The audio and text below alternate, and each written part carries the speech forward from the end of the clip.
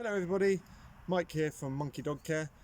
Just thought we'd make this video for our clients just to show you what we think is important basic training for your dog. We believe that the most important aspect of training is to ensure that your dog is safe at all times. So there are a number of things that we believe all dogs should be trained to do. To begin with, the way that we work, and we think the most effective method we believe, is through positive reinforcement. So when your dog does what you want it to do and carries out those desirable behaviours, they are praised. I'm going to use he in this example because I'm with Scooby, who is a male. So for example, if Scooby sits when I ask him to sit, then I'll give him my reward word, good, and he'll get a treat. We like to use food because our dogs are quite food driven. It might be a treat, it might just be love, effectively throwing a party to make them happy. What you're doing here is you're releasing that pleasure endorphin in the brain, and you're slowly conditioning them to carry out desirable behaviours which will keep them safe. People do worry about using treats and positive reinforcement, thinking that they'll need to always back it up with a treat. But actually, if you're backing it up with a reward word, good, then as you say that word, good, then it will release those endorphins in the brain, and like I said, you're conditioning them. When a dog carries out undesirable behaviours, what you need to do is ignore them on the whole, and they'll see that they're not being praised for it. However, if that behaviour is causing danger or excessive, we would suggest timeouts. Try not to use the crate where they sleep, or a positive room. So when Scooby and Monki were younger, we were using a downstairs toilet. Don't keep the timeout short, so no longer than 30 seconds. Otherwise, they'll start to become confused. What we did was, after 20 or 30 seconds, we'd let Scooby out, and then if he did the behaviour again, he'd go back in. If he came out and didn't do the behaviour, he'd be praised. So he'll slowly become conditioned to not do those bad things. You also need to back up those correcting methods with a word. So we use no. And what you're doing here is you're teaching your dog very basic English. So no, and they relate that to being alone in the downstairs toilet for 20 seconds. Good, and they relate it to treats or praise or toy. As you can see, Scooby's looking at me straight away, expecting a treat. Sit. Good. So what you're doing is you're giving the instruction, sit, and then you're backing it up with your reward word, good. A couple of other little tips before I show you some training. When you get home, or you've been separated from your dog for any period of time, try and ignore them to begin with. Not in a horrible way, but all you're doing is you're ensuring that they don't feel like being separated was a big deal. And then obviously, as the evening or day progresses, you can give them all the love in the world, which is the most important thing when owning a dog. Another tip is when greeting people, try and ensure that the humans interact first and then they interact with the dog, so that the dog doesn't feel like it is centre of attention at all times. We have seen situations where dogs will bark to get attention when two humans are speaking, which is obviously undesirable behaviour. So to begin with, the most important foundation is to be able to get your dog's attention for safety and in order to train them. So to do that, you need to get them to look at you. Scooby, good. So the moment he makes eye contact, he gets a treat, or whatever your positive reinforcement is. Scooby, good. Scooby's so conditioned that he's already staring at me, knowing what I'm about to do. Scooby, good. This is very important, because in order to get your dog to come back, or to sit, or to lay, or to do anything you want it to do, you need them to be paying attention to you. And it also helps form that lovely bond, because you look into each other's eyes so lovingly. So I'm going to show you the first bit of training, which is recall. It's very important. This can be done on and off lead, but to begin with, I'd suggest on lead, because it does help take away the distractions, because he's under your control. This should also start at home, in the sitting room, in the garden, and then continue to the parks. So here we go. Scooby, come. Good. Scooby, come. Good. Scooby, come. Good. So what we're doing there, it's really simple. It's not a particularly long lead.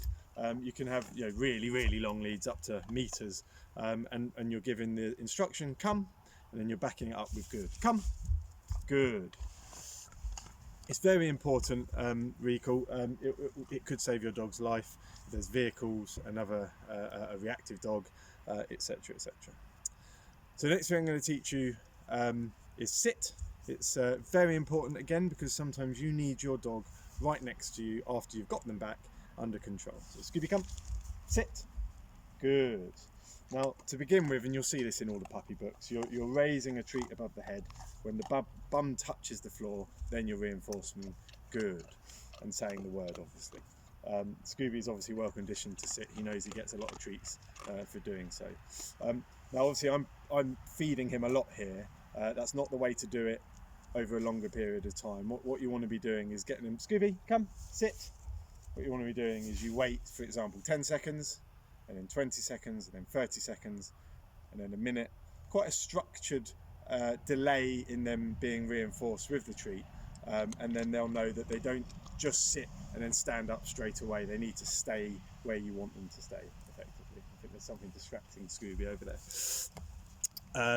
So next very difficult topic for many clients is lead training. Now at Monki Dog Care, we're in a very controlled environment with our fencing, and it's very secure, so they're not on leads, which means we don't get to do much lead training with them.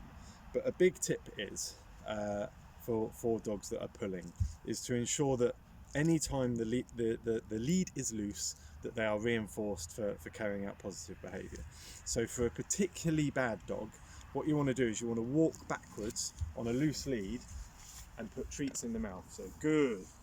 And the dog is realising here that the lead is loose and he's getting treats. And then you can turn and it will stay loose, and then again it's getting treats. And this will ensure slowly that they understand the loose lead is good.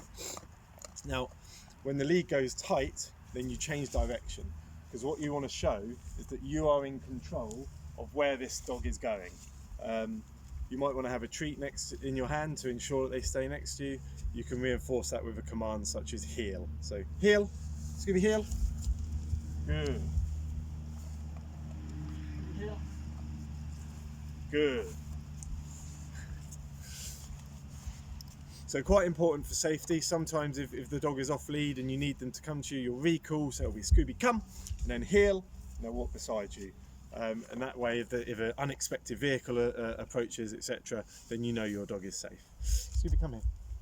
Good. So one of the other issues that we think is quite important is entering a premises. So you may take your dog into a pub, into a house. On the other side of that door, there may be a reactive dog. You need to ensure that your dog is safe. So you want to go through that door first. This will also turn your dog into a gentleman, and they'll always allow you to walk through first. That they are less likely to jump out of the vehicle, etc., etc. It's on your command.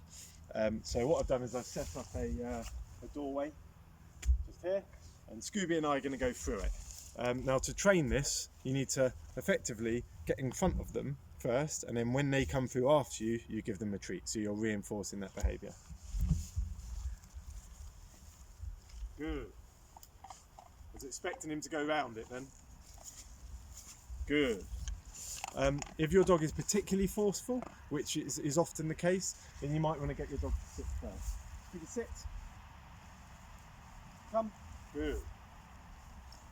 You're essentially in control of everything. Your dog knows that and is getting treats. Now all these things put together, what they show is that to your dog is that you make the decisions, and when your dog is following you and doing all the things that you want, they get a lot of love, praise. So we don't just use treats, they get the love, the praise. Sometimes it will be a toy. But if your dog is food driven, then treats are obviously very helpful. So these are the very basics. Some of the most important things we think dogs should be doing and happening from the beginning. There is a lot you can do with dog training. A lot of it is very complex, but these, I believe, are the foundations that if you get this right, then you can go on to do anything. To be honest, with Scooby and Monki, we don't do much more. So we do down, paw, a few fun things, but effectively for me, training a dog is for safety. So I hope that helps. There might be some questions from this. I hope I've been as clear as possible. You can obviously find lots of information online from other dog trainers. I suggest Steve Mann from the IMDT for in-depth information, which is all positive reinforcement based. But any questions, obviously drop Linda and I a line. Thank you.